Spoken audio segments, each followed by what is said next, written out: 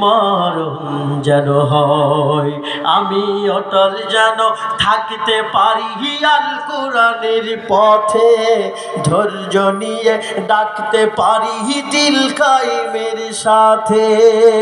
আল্লাহু আকবার। আমি অটল যেন থাকতে পারি আল কোরআনের পথে, ধৈর্য নিয়ে ডাকতে পারি দিল কায়েমের সাথে।